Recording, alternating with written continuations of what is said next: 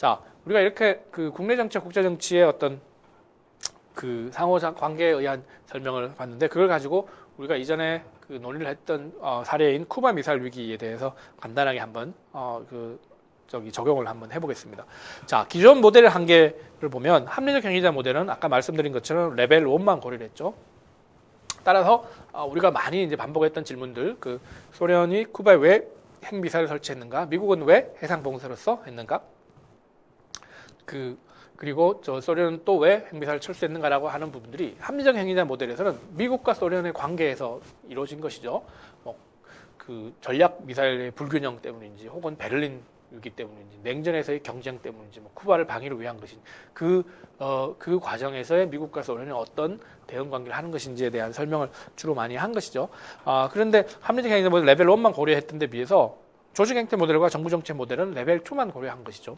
그 내부의 관료 정치들 안에 어떤 정치적인 게임이 어떻게 되고 있는 것이, 그리고 조직들의 특성들이, 조직 문화가 그 정책 결정 과정과 시행 과정에 어떻게 적용이 되는 것인지, 이런 부분들만 고려를 많이 했다라고 하는 거죠. 근데 양면 게임은 이 두 가지를 동시에 고려할 수 있는 여지를 가지고 있습니다.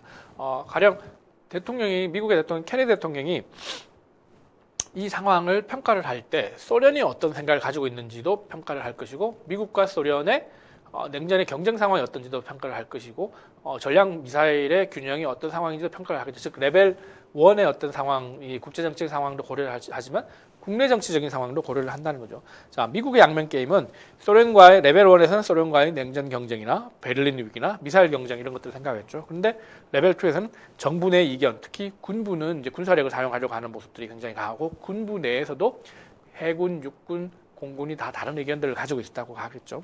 그런 부분들을 생각을 하겠죠. 또 국내적인 여론도 생각하겠죠. 이 다음 10월에 있었는데, 사실 10월 이후에 11월에 중간 선거가 있습니다. 사실 10월 달에는 그런 중간 선거 운동을 하기 때문에 선거를 고려를 해야 되겠는 어떤 그런 상황이 있죠.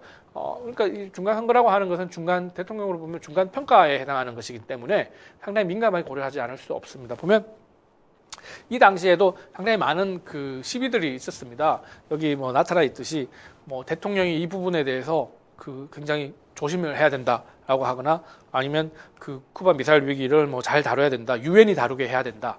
유엔이 다뤄야 한다는 것은 군사적인 면을 배제하고 협상을 통해서 평화적으로 해결해야 된다.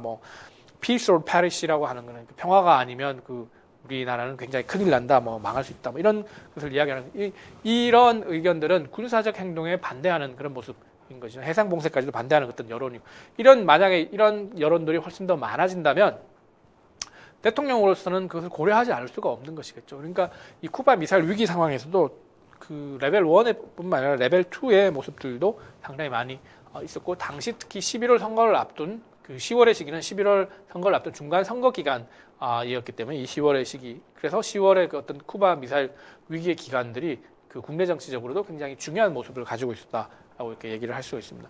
소련의 역시 양면 게임의 모습을 볼 수 있습니다. 레벨 1의 모습은 아까 말씀드린 것처럼 미국과의 냉전 경쟁이고, 베를린 위기에 대한 대처, 쿠바를 보호하는 것, 미사일 경쟁에 관한 것에 대한 설명을 할 수가 있겠습니다.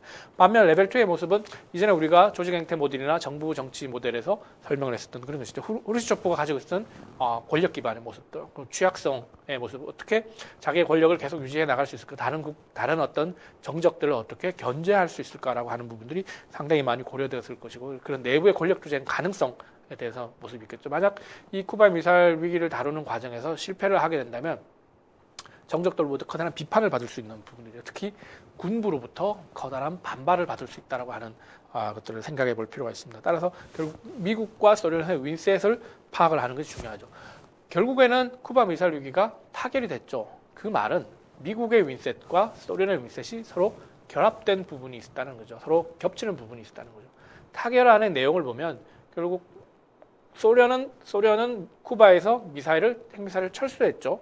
그리고 미국은 쿠바를 공격하지 않겠다라고 하는 확언을 주었고, 그 다음에 터키에 있는 주피터 미사일 기지도 철수하겠다라고 하는 얘기를 했죠.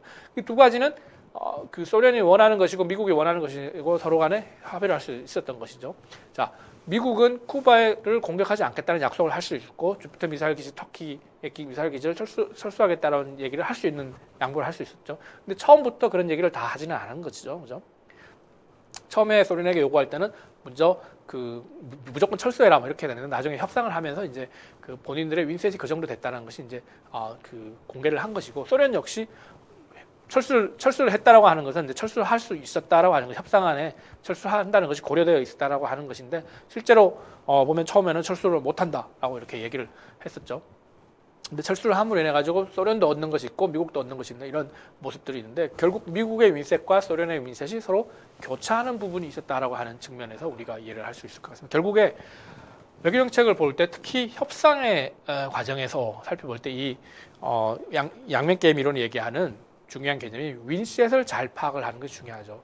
남한과 북한의 어떤 협상의 과정에서도 이게 잘 결렬되는 이유는 뭐냐면 윈셋이 교차하는 부분이 별로 없기 때문이죠. 그래서 한국과 북한이 협상을 해서 타결이 되는 여러 가지 사례들을 보면 그 한국도 양보를 하고 북한도 양보하는 어떤 윈셋이 교차하는 부분들이 분명히 존재했습니다. 그런 윈셋이 교차하는 부분을 잘 찾아내는 것이 외교정책을 성공적으로 이끄는 하나의 방식이라고 볼 수 있겠습니다. 그런 관점에서 오늘 우리가 공부를 한 국내 정치와 국제 정치의 그 상호작용을 논의하는 다양한 설명들이 굉장히 유용한 것이다라고 이렇게 우리가 판단을 할 수가 있을 것 같습니다. 자, 오늘 그 국내 정치와 국제 정치의 상호작용에 대한 강의를 여기서 마치겠습니다. 네, 감사합니다.